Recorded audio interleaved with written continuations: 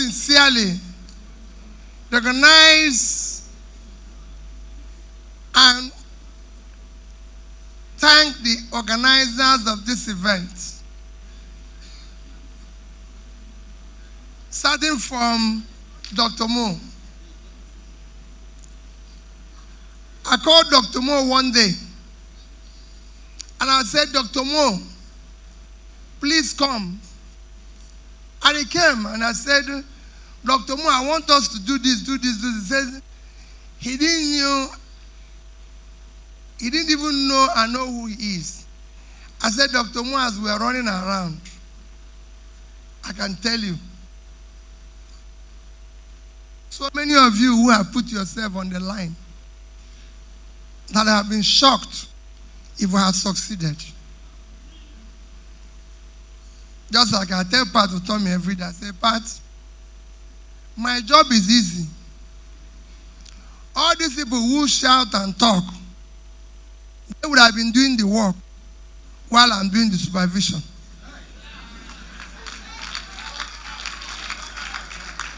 Because it's easy for them to talk. So I thank you, Dr. Mo, for organizing this. Let me apologize on behalf of my brother, that is not here. We are giving, Dr. Mo gave us this at a very short notice. Very short notice. If I tell Dr. Mo something today, I booked, and everybody know, I was supposed to, for the first time in about 3 months, or about that, travel out of this country. Today, I had a ticket. I was going to travel with my wife. And when I said to her, you know what? I'm not going to travel with you. She said, what is this? You've changed this over and over again.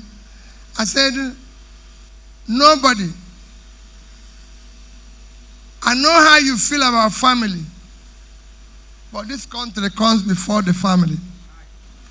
I know you say no. I agree with you. There's no, my kids are above 30. And I always tell them, you're on your own. Don't think there's anything you do that will surprise me or that will bother me. No, you're on your own. The only thing I want you is that whatever you do, be a good person. Be of good character. Trust God and do the right things. And try to help humanity wherever you find yourself. So, I'm here because Dr. Mo called me at a short notice. And I apologize on behalf of my brother because he couldn't keep it at a short notice. I recognize a senator, a woman leader, Pastor Tommy, and all those who are here. Mine is to, most sincerely, today is 1 year anniversary of our election. And it's fitting that I most sincerely thank all of you for your abiding faith in our country, for your belief in the new Nigeria. I can't thank you enough. I even thank the others who have different choices. Democracy is about choice. And I've always said it. If I come into a room where everybody loves me, I will leave. Because there's something wrong. There must be people who hate you even for the sake of you. That is what life is all about. So I respect those who have different choices.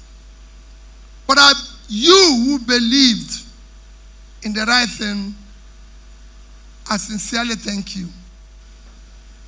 I thank you for even standing till today. Amidst all this pain and suffering, you still believe there will be a Nigeria. I still believe there will be a Nigeria. I am Professor Pat went somewhere now. Somebody said, you're everywhere. I say yes.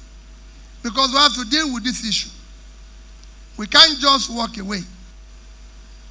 But everybody knows the pain. Like I said, I've written something here. There's pain what we are going through. Some of you might not know what, and some will know what people are going through in this country. Just yesterday,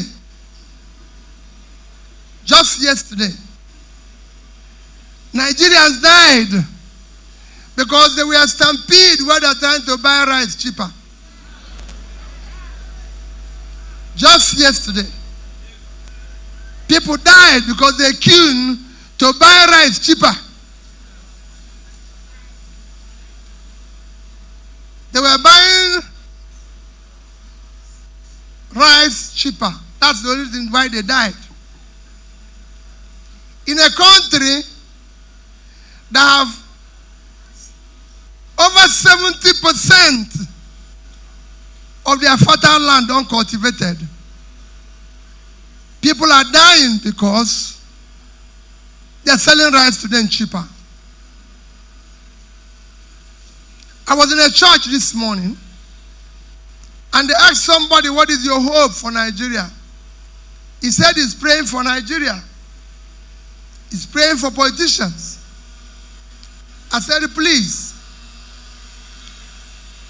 reduce your prayers and put some in action.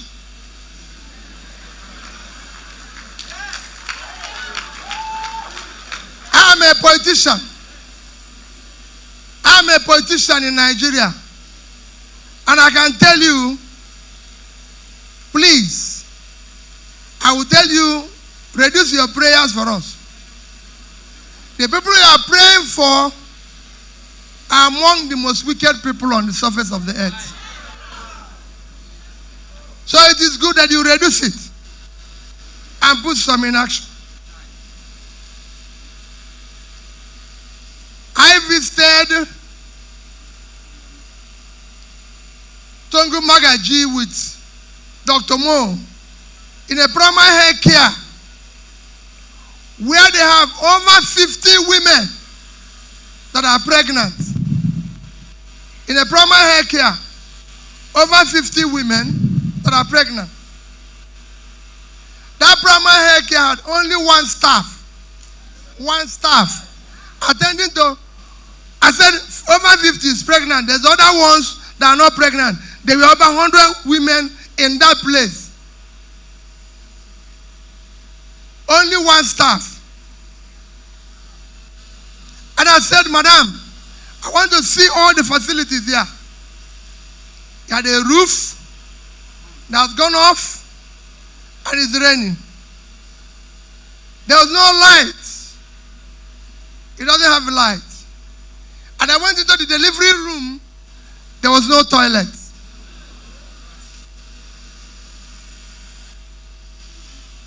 That is in our capital territory.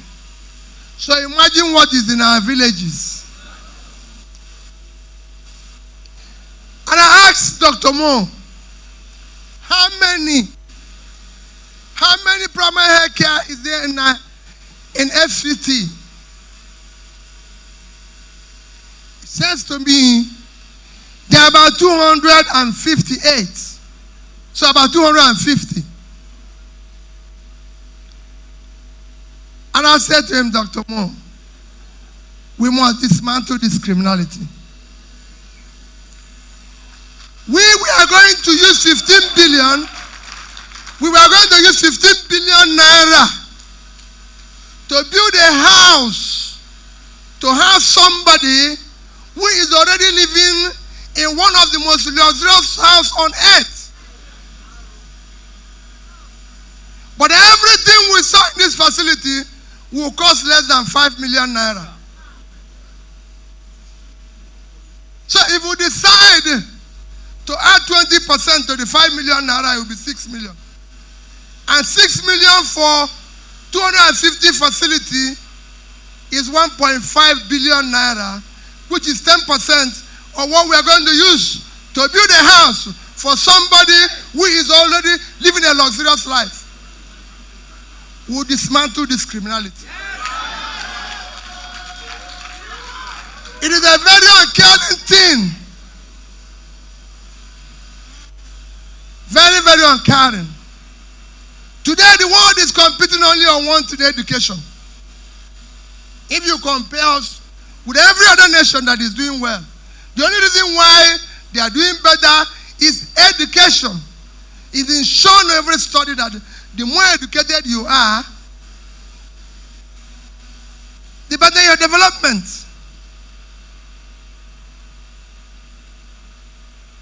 And then we have to renovate the house of the president, 6.9 billion. To buy cars, vehicles in the supplementary budget for the president, 6.9 billion. To buy cars for the first lady, 1.6. Total of 8.4 billion. But we have for scholarship, for loan for students, 5 billion. No country functions like this. And this cannot continue. We use 21 billion naira to build a health facility in Aso Rock, where the occupants don't even go to hospital here.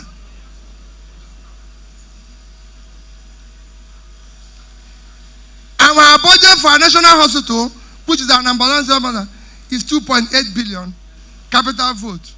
So it's not even up to 10% of what we are using. Tell me, I have served as a governor, and anybody can go and check and ask the people there. When they say they have a clinic in the lodge, and I said, you can't have it here. Go to the general hospital. If governor is sick, they carry him there. There's no reason why President of Nigeria cannot be treated in the national hospital.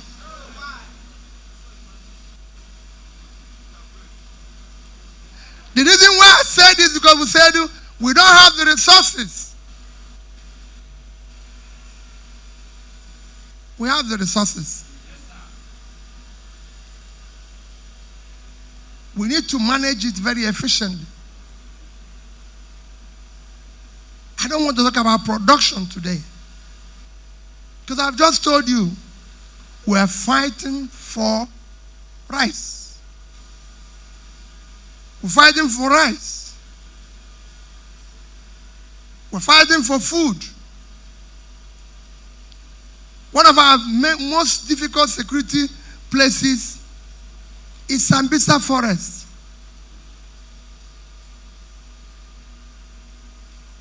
If you have traveled to anywhere in Africa, Egypt, Morocco, for Pres.Tinubu and their travels, as you travel from one city to the other, your left and your right, all you see is farm. Sambisa Forest is 660,000 square kilometers. You see me say it every day. The entire area of Sambisa is 60,000 square kilometers. That is 3 times the size of Israel. Israel is 22,000 square kilometers. Times 3, 66, and 60 is the same thing. Yet it's become a problem for us. When it should have been source of wealth, source of income, source of everything. People are protesting for food in Niger State. Can you believe it? Niger State has the best land on the surface of the earth for production, agricultural production. 76.2 thousand square kilometers of land. And they can't feed themselves. So they are protesting for food because nobody supported them, nobody helped them, and everything.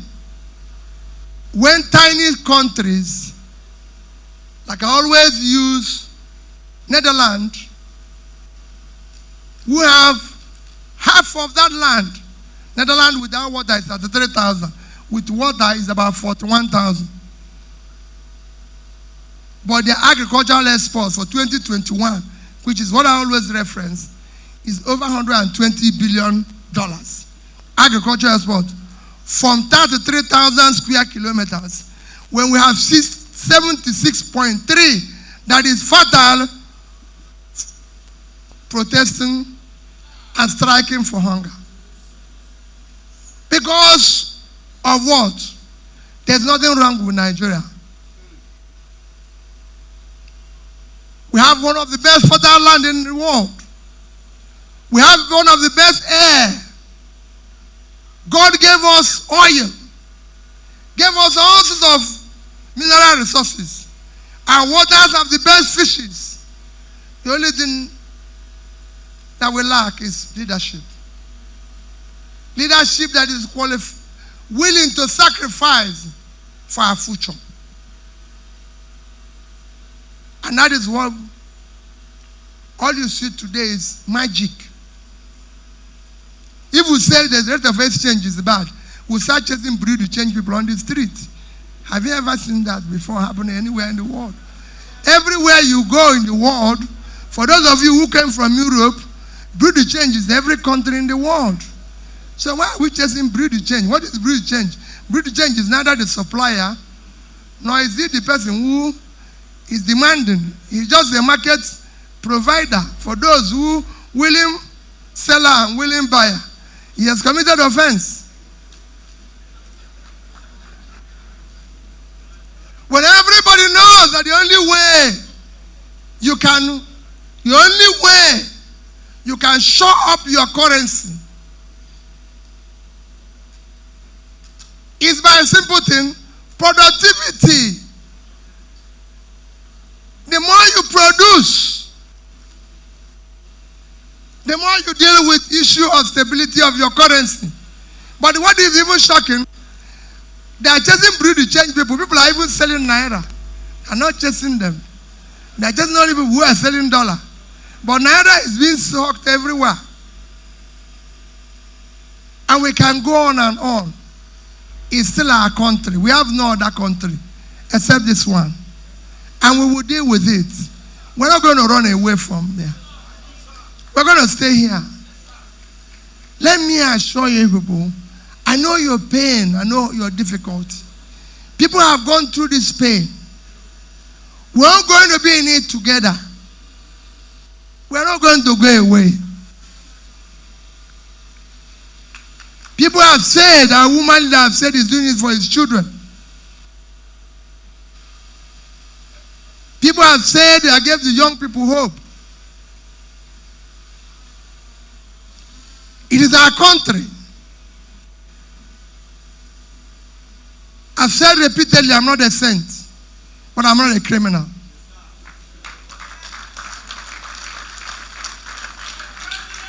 I've managed public money judiciously. And I know that we can achieve something better if we manage our resources more efficiently. If we have people who care about this country. Look at where we are today. All we hear is bad news. People say we can't. I said it in Pastor Tommy's birthday. Is that we have a country or the criminals take it over? If we have a country, let's declare war and have that country. Somebody must be in charge. It's either us or criminals. How can criminals overrun us? I've been a governor. And I said it, anybody who can go and see it in Anambra State. I told them, it's either them or me. One person must have the space. And we dealt with it. Why can't we deal with it as in Nigeria? Why are people occupying our waters and everything? Today, we spend more time chasing young boys with computers and say they are doing Yahoo people. When people are stealing the billions which we have as the government.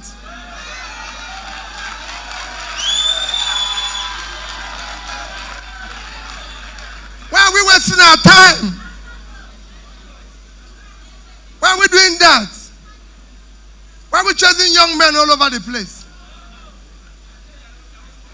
I can assure you that all the money that Yahoo people have stolen in 1 year, is not up to the amount of money that has been stolen in government in 1 day.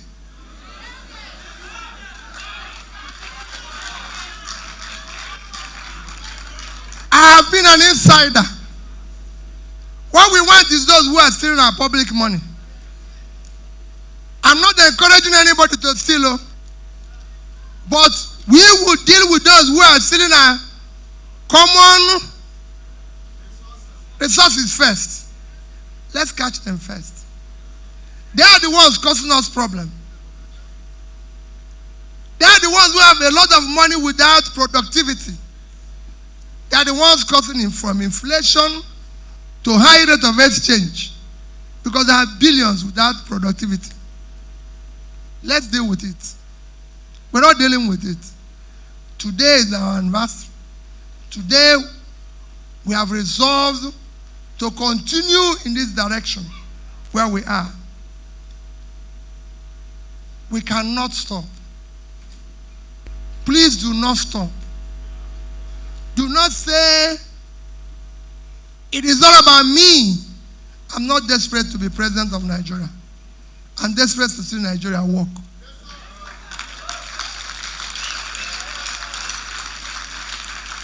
We need to make it work for everybody. There's no reason why there should be poverty in northern Nigeria. God gave them everything. Nigeria can make more money from agriculture in the north than we make from oil.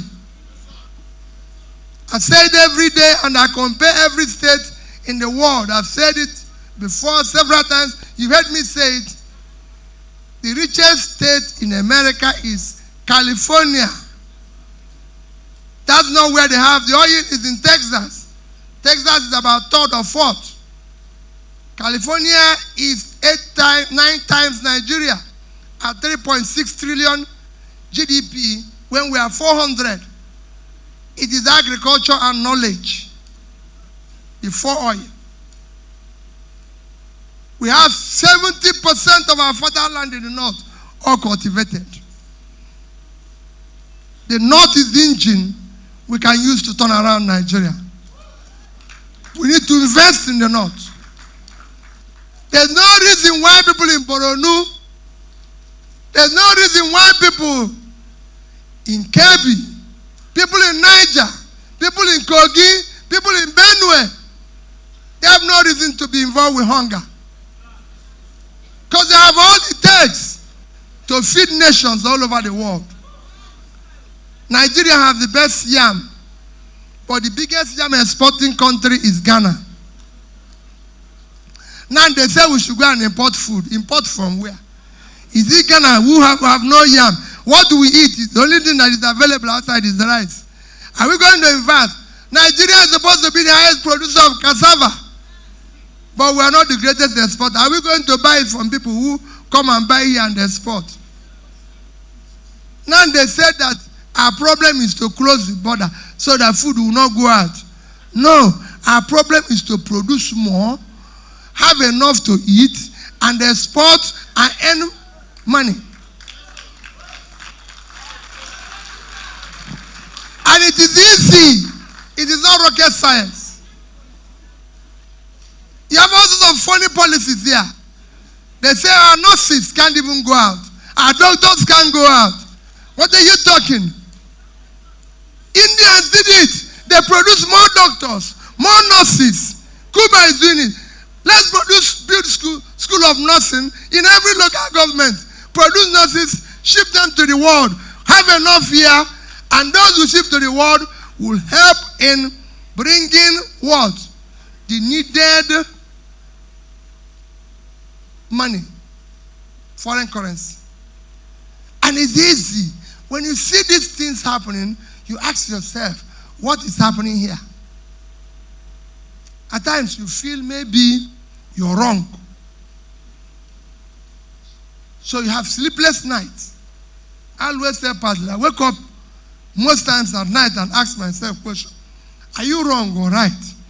But because I've been in the private space, where I've shared these corporations, I've been in the public space. So I can understand what is happening. And I always say, I have the best experience for the job. I'm a trader. So I know what the traders suffer. I've been in the corporate world. So I know what the people in the corporate world needs to, because there's also problems there that needs to be fixed. And I've been in public space. So I know what is wrong with the country. And we can fix it. There's nothing in it. Countries after countries have generated power. Simple power. Power is sophisticated in Nigeria. A company like Egypt, from 2015 to 2021, moved their power generation and distribution from under 20,000 megawatts to about 50,000. Today, Egypt is exporting power to Europe.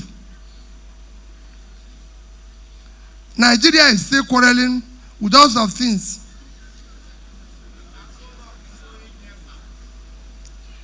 These are things you can fix that can make your country to become productive.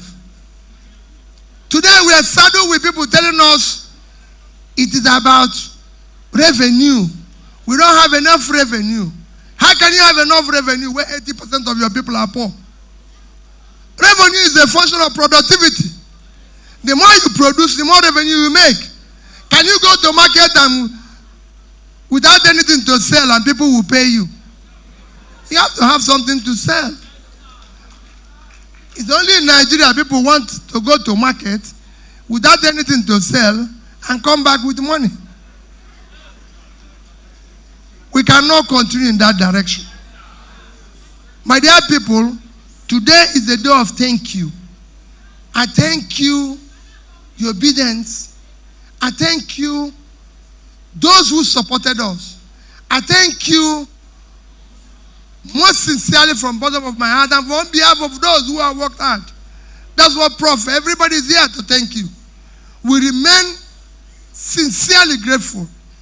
People might tell you, oh, he has not come to see me. He has not seen me here. He has not done this. Please, wherever you are, if we have not seen you, know that I'm kneeling down and saying to you, thank you. You were great. You are great. You are one of those special things that happen to humanity. We will soon embark on tour to say thank you to people and to urge them to understand that we've not reached the ending. It is not beginning of the ending. It is ending of the beginning. We've just begun. We will be there. And don't think that if anything, I always say to people who are private to me, don't think that if anything happens to Peter Obi, no, it's not about Peter Obi. It's about all of us. So if they think they are going to take one person away, the rest will continue. In fact, they will have motivated them to continue. Because we must continue until we dismantle the criminality called Nigeria.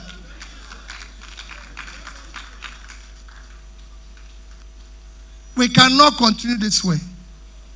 People who genuinely want to do business are suffering. People who genuinely want to do good things are suffering.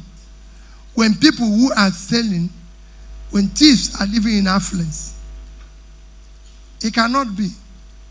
Nigerians are dying buying rice because they say rice is cheaper. So they now went to buy rice and there was stampede and Nigerians died. I cried over it. Buying rice. They were not trying to struggle for gold. It was rice. Nigerians can't get fuel. Nigerians can, everything is scarce here. Even what God gave them is scarce. They can't travel by road. Nigerians are paid 30, if you're lucky to get a job, 30,000. At a time when one egg is 200 naira.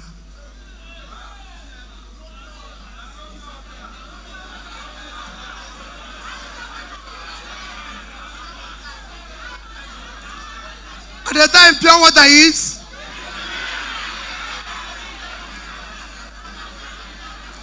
At the time, a bottle of Coke is how much?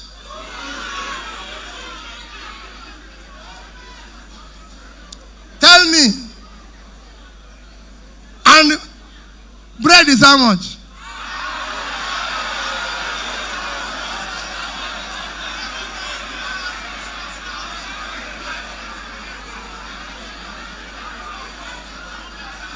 Let me assure you, you are the ones making this speech. It's not me making this speech again. You are the one making this speech. But let me assure you, one of the things that brought French Revolution was bread. I hope people know. They said they wanted bread. The queen said, why can't they? And they now realize that those who are in charge don't know what their problem is. Those who are in charge in Nigeria don't understand our problem. And we must dismantle them. God bless you.